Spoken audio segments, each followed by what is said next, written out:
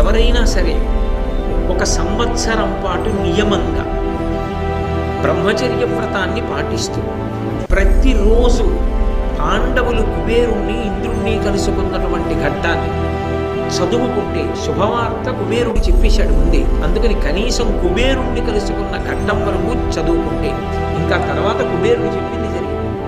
అందుకని ఈ ఘట్టం వరకు ఎవరు చదువుతారో అనరంగా బ్రహ్మచర్య వ్రతస్థులై బ్రహ్మచర్యాన్ని పాటిస్తూ ఒక సంవత్సరం పాటు ఎవరన్నా నియమంగా చదివినా, వేరొకరు చదువుతుంటే విన్నా, అలా విన్న వాళ్ళకి అలా చదివిన వాళ్ళకి కూడా ఒక ఫలితం వస్తుంది. తగిలి నిత్యం వాళ్ళు 100 సంవత్సరములు జీవిస్తారు. అత్యంతమకు కాంతియుక్తులై ధరణి.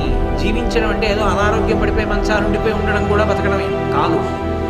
కాంతియుక్తులై వాళ్ళు 100 సంవత్సరముల పాటు